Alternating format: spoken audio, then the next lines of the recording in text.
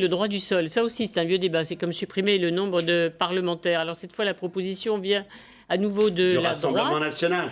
Non, Pas loin. de l'un des candidats à la présidence des Républicains. Il s'appelle Guillaume Larrivé, il dénonce l'immigration de remplacement et prône un nouveau code de la nationalité. On l'écoute. L'ONU a une étude qui évoque un scénario d'immigration de remplacement en France et en Europe. Et je pose la question, est-ce que nous, Français, nous assumons une immigration de remplacement? Ma réponse, et je voudrais que ce soit la réponse des Républicains de manière très claire, c'est de dire non. Alors non, il a raison. Encore une fois, c'est pas nouveau hein, cette proposition. C'est un candidat qui prône la rénovation. Mais alors l'idée, ça, elle n'est pas nouvelle chez les Républicains. C'est que la note de l'ONU s'appelle effectivement, c'est pas l'immigration de remplacement. Dossier sur l'immigration de remplacement. Ça, c'est pas Renaud Camus, c'est l'ONU. Je veux dire, vous pouvez consulter sur Internet, c'est là. Bon, le problème, il est posé depuis très longtemps, et évidemment, toujours on contourne. Le problème, c'est ce que disait Stephen Smith, que Serge connaît très bien, qui connaît l'Afrique comme personne, qui a écrit un livre qui s'appelle La ruée vers l'Europe, qui n'est pas soupçonné d'extrême-droitisme total, et qui dit, attendez, il y a 50 millions, si on ne le fait pas, il y a 50 millions d'Africains qui vont arriver d'ici 10-20 ans. Où on met le curseur? Il y a un vrai problème. Il faut arrêter de se boucher les yeux et les oreilles, de dire, mais non, nous, on va accueillir tout le monde, c'est pas bien. Mais qu'est-ce que c'est que cet humanisme en peau de lapin? C'est de savoir ce qu'on veut faire, comment on peut le faire, et qu'est-ce qu'on peut... Alors, c'est pas le problème du droit du sol, effectivement, poser le droit du sol et le droit du sang. Moi, je crois pas du tout que c'est le problème. Le problème, c'est encore une fois... Quelle politique on fait pour l'immigration? Et on le voit très bien avec ces SOS Méditerranée, les bateaux, on se les répartit, on ne sait pas ce qu'on veut, chacun tire à U et à Dia. Enfin, il y a une politique. L'Europe est-elle prête à accepter combien, où et jusqu'à où? Voilà le problème. Mais Serge, il a raison de poser le problème en ces termes. Non, alors d'abord, il y a un exemple historique d'un pays qui s'est construit...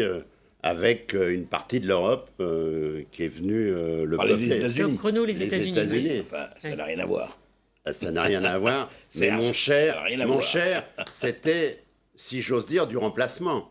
Il y avait 12 millions d'Indiens avant que n'arrivent les Blancs. Oui. Les Blancs sont arrivés, ils venaient d'Europe, ils ont peuplé ce pays qui était vide, devenu vide. On pourrait parler de l'Afrique, on pourrait parler de l'Amérique du Sud, etc.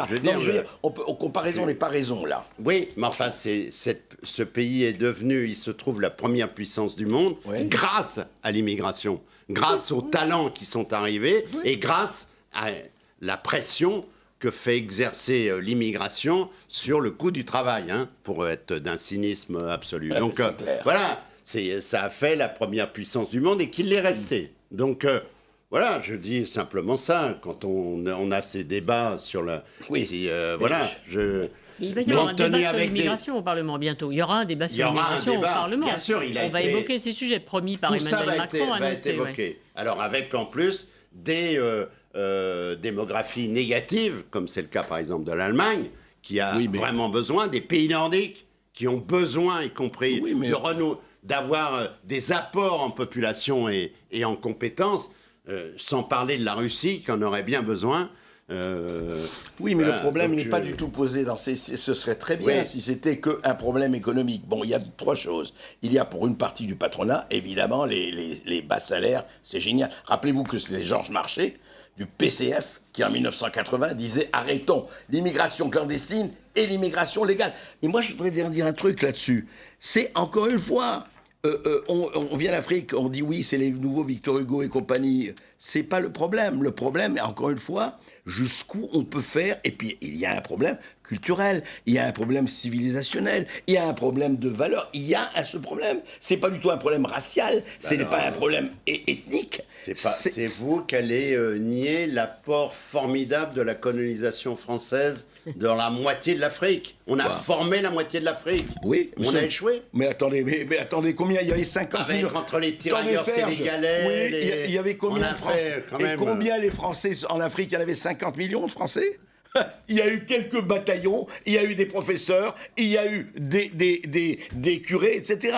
Mais il n'y a jamais eu immigration massive de Français en Afrique. Faut arrêter de se raconter des C'est histoires. pas ce que je vous dis. Mais si, Je suis parce en que... train- non, si. non, je suis Si. en train de vous dire, Ouais. c'est tous les gens qui défendent d'ailleurs ces idées, défendent l'idée qu'il y a eu un apport très positif de la colonisation française Oui. en Afrique. Oui. Donc on a apporté Oui. aux populations, au peuple noir, on a apporté énormément par ces là. Donc a priori, les gens qui sont issus de ces pays Oui. devraient profiter. Et pourtant, c'est pas le cas. oui, et pourtant, c'est- ceux qui sont ici vous donc disent... finalement, ça a échoué, quoi. mais totalement. En tout cas, ceux qui sont Mais en ici... tout cas, pour les tirailleurs, quand Attendez. on voit le débarquement qu'on vient de commémorer en oui, Provence, mais oui. heureusement qu'il y avait les troupes Je sais, coloniales, quoi. mais, hein. mais j'ai pas compris pourquoi aujourd'hui là, une partie minoritaire, mais certes de la 4e génération, dit vous nous avez colonisés, on va vous coloniser et nique la France. Ne me dites pas, vous le savez très bien, que c'est dans un certain nombre de quartiers, c'est laissez franc, on vous et je veux pas employer trop de mots comme ça. Voilà le problème. Donc la reconnaissance, on s'en fout. C'est pas le problème de la reconnaissance. Le problème, encore une fois, c'est when you're in Rome, do as the Romans do. Si vous êtes à Rome, vivez comme les Romains. Moi, c'est tout. Moi, je m'en fiche qu'ils soient blancs, bleus, noirs, jaunes, musulmans, juifs, bouddhistes ou autres. Le problème, c'est sur quoi vous vous basez, sur quelles valeurs vous vous basez, sur quel code de vie et mode de vie vous vous basez. Si on ne voit pas ça, eh ben allons-y. Non, Open bar. On peut ne pas voir ça ou on peut le voir de manière lucide.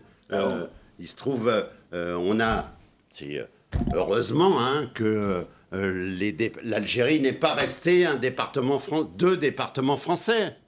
Hein? Ah, donc vous parlez comme De Gaulle, là. Non, mais je parle comme De Gaulle. Je parle comme les gens, comme l'arrivée, qui sont en train de dire on va remettre en cause le droit du sol, et qui, en l'occurrence, voilà, certains, je ne dis pas pour l'arrivée, mais certains défendaient l'Algérie française. C'est ce qui me fait rire chaque fois que j'entends les Le Pen s'exprimer sur ce sujet. On l'a échappé belle, hein? On l'a échappé belle que Le Pen n'ait pas gagné. Mais vous me faites rigoler. Et j'ai pas envie qu'il gagne une deuxième fois. Le problème n'est pas là du tout. Allez. De Gaulle est venu par l'Algérie française. En 58, il serait jamais venu. Et il les a trahis et il a bien fait. Allez, Pourquoi? Qu'est-ce qu'il disait De Gaulle? Je veux pas que l'Algérie, que colomber les deux églises devienne colomber les deux mosquées. À Allez. tort ou à raison. Allez. Donc, voilà. Alors De Gaulle, c'était Le Pen?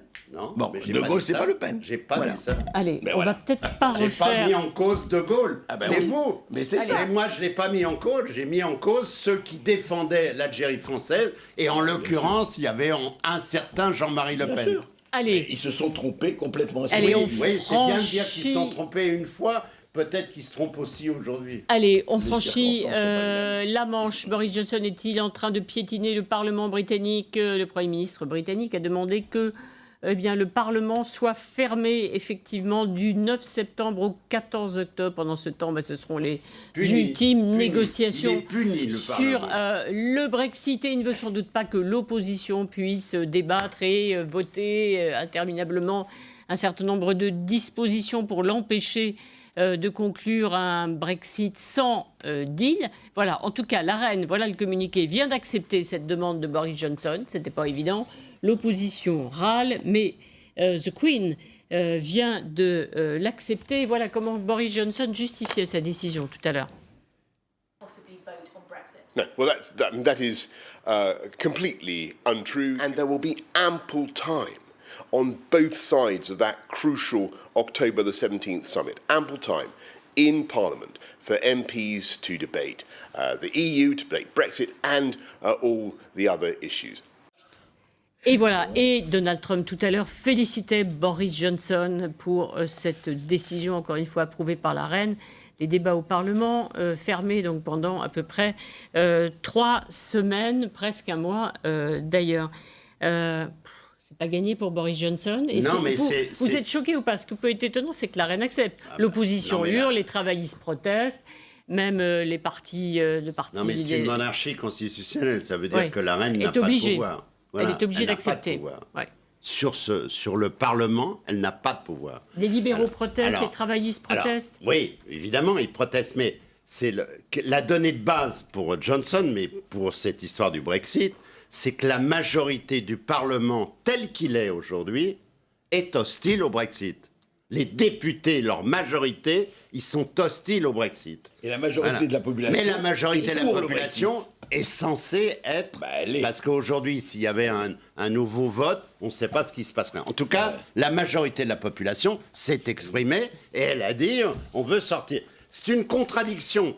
Madame May, qui a été Premier ministre avant Johnson, a incarné cette contradiction. Elle n'y arrivait pas. Elle n'y arrivait pas parce qu'elle était celle qui, dans son fond, elle était hostile au Brexit. Alors, là est arrivé le promoteur du Brexit, c'est-à-dire celui qui a lancé le Brexit, qui est le seul qui est en situation de négocier, en tout cas, s'il y a négociation possible, avec l'Union européenne. Sans deal.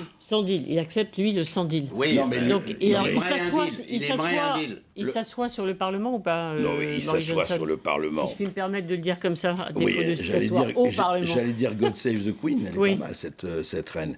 Non, franchement, qu'est-ce qui se passe? La majorité des Anglais, en tout cas, ont voté, et il l'a dit à Emmanuel Macron, en parenthèse, il a dit, vous savez, le mandat du peuple, moi j'applique le mandat du peuple anglais en sa majorité, ce que vous n'avez pas fait en 2005, a voté pour le Brexit, j'applique. Bien. Mais Macron lui a donné acte. Hein. Il avait fait une déclaration en disant le peuple britannique c'est pas... Oui, tout à fait. Mais non, mais c'est pas vrai. Il n'y a pas d'ambiguïté. Mais absolument, non, c'est-à-dire simplement, il lui rappelait un certain nombre de choses.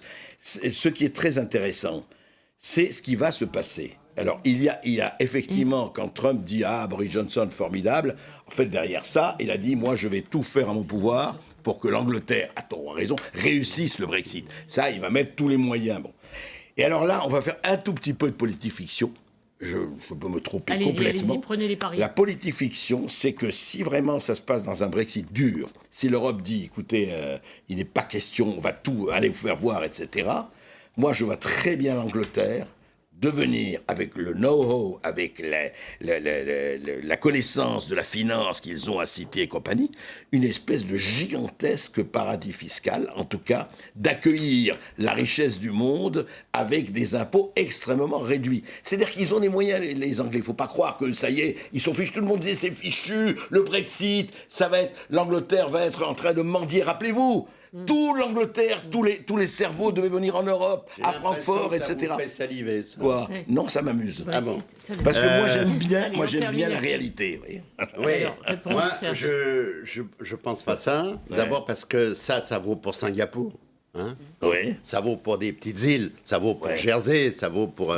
Voilà. Mais un pays entier qui devient simplement un paradis fiscal, il y a des millions de gens qui font d'autres métiers que ça oui, bien en sûr. Grande-Bretagne qui, eux, vont souffrir. Non, ils ne Et seront qui pas vont que paradis souffrir. fiscal, Serge. Ils vont D'ailleurs. souffrir De quoi ils vont atrocement. souffrir? De Ils quoi vont... Si les entreprises arrivent là, si toutes les entreprises industrielles, agricoles, etc. arrivent là, oui.